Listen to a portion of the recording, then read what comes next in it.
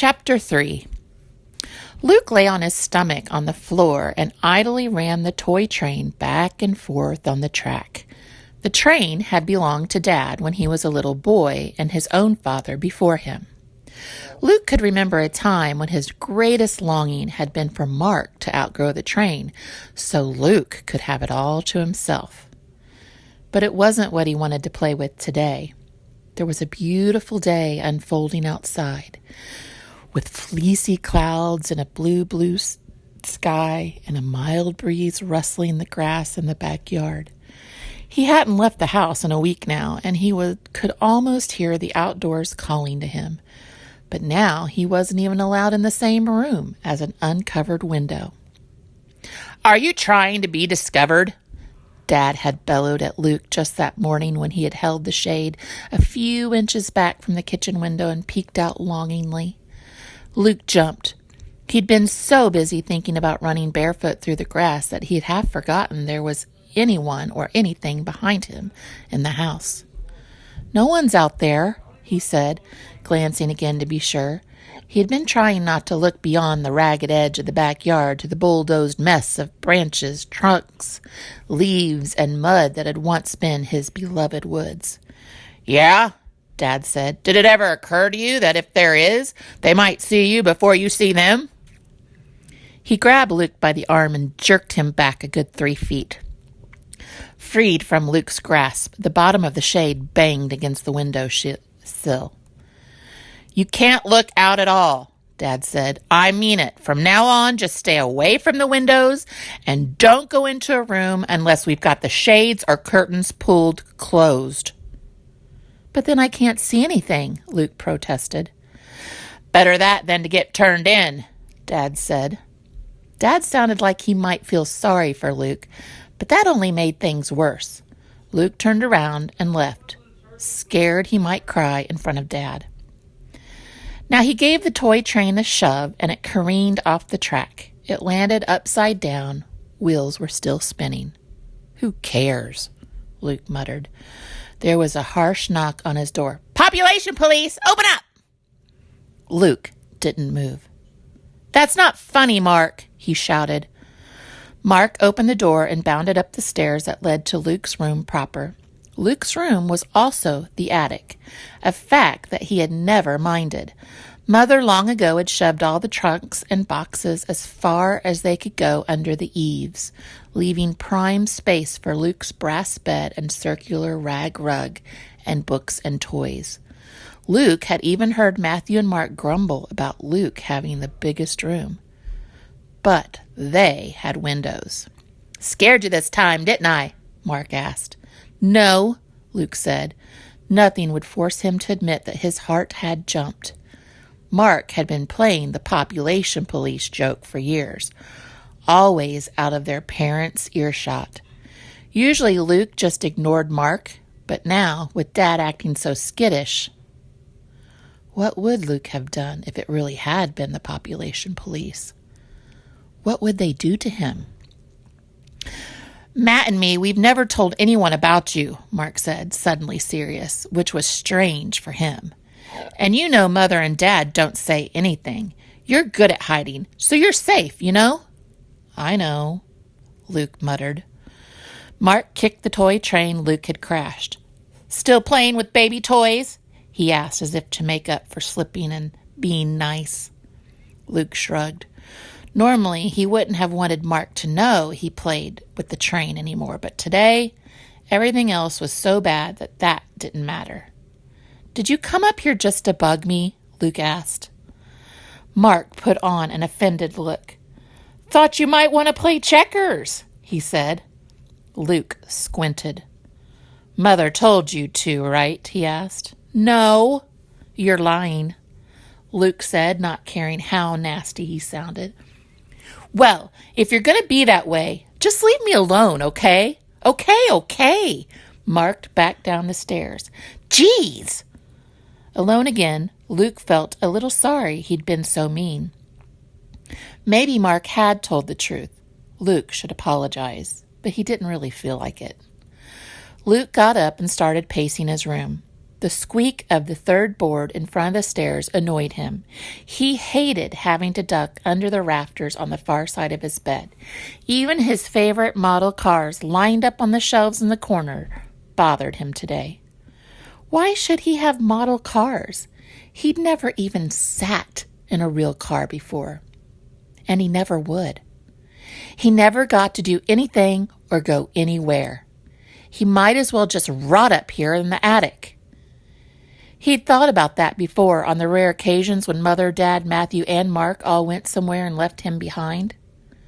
What if something happened to them and they never came back? Would someone find him years from now, abandoned and dead? He'd read a story in one of the old books in the attic about a bunch of kids finding a deserted pirate ship and then a skeleton in one of the rooms. He'd be like that skeleton. And now that he wasn't allowed in rooms with uncovered windows, he'd be a skeleton in the dark. Luke looked up automatically as if to remind himself that nothing lit the rafters but the single bulb over his head. Except there was light at either end of the ceiling, leaking in under the peak of the roof. Luke stood up and went to investigate. Of course, he should have remembered. There were vents at each end of the roof. Dad grumbled occasionally about heating the attic for Luke.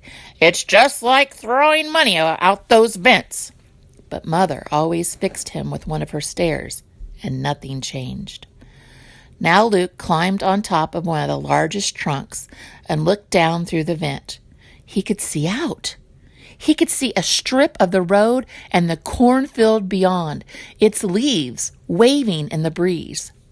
The vent slanted down and limited his view, but at least he was sure nobody would ever be able to see him. For a moment, Luke was excited, but that quickly faded. He didn't want to spend the rest of his life watching the corn grow.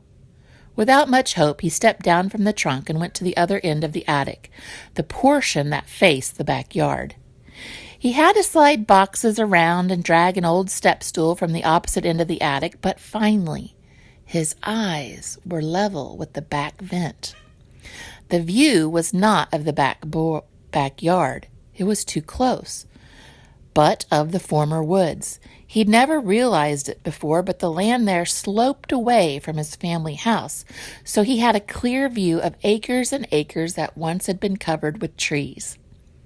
The land was abuzz with activity now. Huge yellow bulldozers shoved brush back from a rough road that had been traced out with gravel. Other vehicles Luke couldn't identify were digging holes from huge concrete pipes. Luke watched in fascination.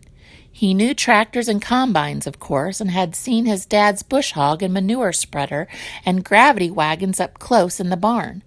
But these machines were different, designed for different jobs, and they were all operated by different people.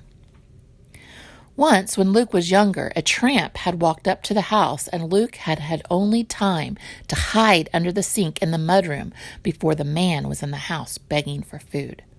The door of the cabinet was cracked, so Luke had been able to peek out and see the man's patched trousers and holey shoes. He had heard his whiny voice.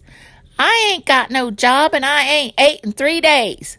No, I can't do no farm work for my food. What do you think I am? I'm sick. I'm starving." Other than that tramp and pictures and books, Luke had never seen another human being besides his parents and Matthew and Mark. He'd never dreamed there was such variety. Many of the people running the bulldozers and shovel contraptions were stripped of their shirts, while others standing nearby even wore ties and coats. Some were fat and some were thin.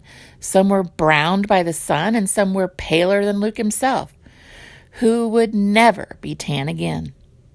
They were all moving, shifting gears and lowering pipe, waving others into position, or at the very least, talking at full speed. All that activity made Luke dizzy. The pictures and books always showed people still.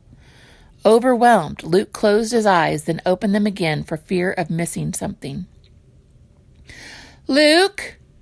Reluctantly, Luke slid down from his step stool perch and scrambled over to recline innocently on his bed. "Come in," he called to his mother. She climbed the stairs heavily. "You okay?" Luke dangled his feet over the side of the bed. "Sure, I'm fine." Mother sat on the bed beside him and patted his leg. She swallowed hard. "It's not easy, the life you've got to live. I know you'd like to look outside. You'd like to go outside." "That's okay, Mother," Luke said. He could have told her that about the vents, but he didn't see how anyone could object to him looking out there. But something stopped him. What if they took that away from him too? What if Mother told Dad and Dad said, No, that's too much of a risk. I forbid it." Luke wouldn't be able to stand it, so he kept silent. Mother ruffled his hair. "You're a trooper," she said. "I knew you'd hold up all right." Luke leaned against his mother's arm, and she moved her arm around his shoulders and hugged him tight to her side. He felt a little guilty for keeping a secret, but mostly reassured, loved and reassured. Then, more to herself than to him, Mother added, "And, things could be worse." Somehow that wasn't comforting. Luke didn't know why, but he had a feeling what she really meant was that things were going to get worse. He snuggled tighter against Mother, hoping he was wrong.